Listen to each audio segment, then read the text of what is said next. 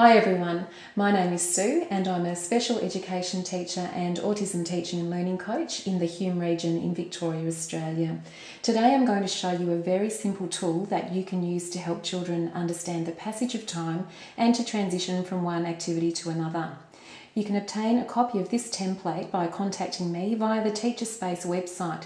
You'll find my contact details at the end of this video.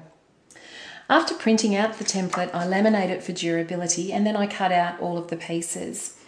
What I also have is a piece of black cardboard which has been laminated as well, and I attach Velcro to the back of each of the laminated pieces and also to the front of the strip which will hold the actual visual tool in place. It's really important that when you're using Velcro that you're consistent about where you have the hook and where you have the loop. The way that I always operate is that I have the hook part, the part that's scratchy, on the back of the object that I want to move into position, and I have the loop part in the base plate so that I can use these tools on carpet, I can use them on walls, I can use them on felt pieces and make them transferable from one setting to another. So here's the tool and here's how it works. This is a 5-minute timer, so each of these tiles represents a minute of time, and we have our finish symbol at the end so that the student knows that when we transition from here to here that the activity is actually finished. So for every minute I would take off one of the tiles and I would actually put it into our finish box, or the student might actually like to do that themselves. And then I would say to the student, we have 4 minutes left, and then we're finished. A minute later I'd come back and say to the student, another minute has passed, number 4 goes into the finished box, and now we have 3 minutes. 3 more minutes until finished. And I continue that way until I reach the finish symbol. So let's just imagine I've done that. I'll give the child a really good warning. This is your last minute, 1 more minute, then finished. And then when that minute is over, I'll say your activity is finished and let them know what they're going to next. It's time for reading.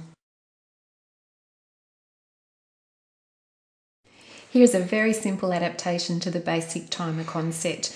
This timer was made up for a student who loved computer.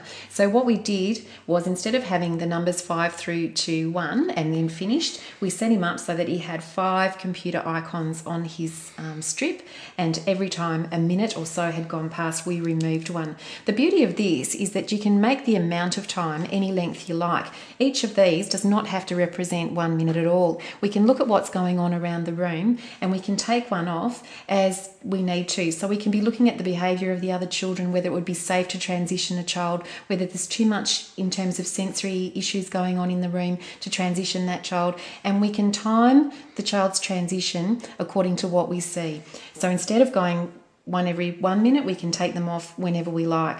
This could just as easily work for a spa or for blocks, Play-Doh, even a trip to McDonald's, so that we can start off the McDonald's outing with a row of 5 McDonald's symbols, and as we get closer to going home time, not necessarily 5 minutes, we'd peel off 1 McDonald's symbol at a time until the activity is finished.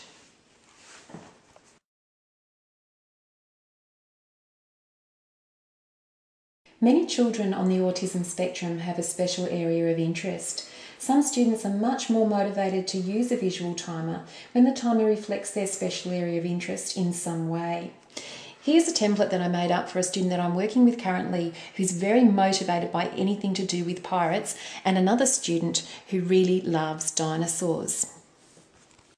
Here's a timer that I designed for a student who loves shapes and colours, and later on in the year we're going to be working with this same student on understanding when the halfway point of any activity is. So we'll start with his red squares and then finish off the last 3 minutes of the activity with the blue ovals until he's finished.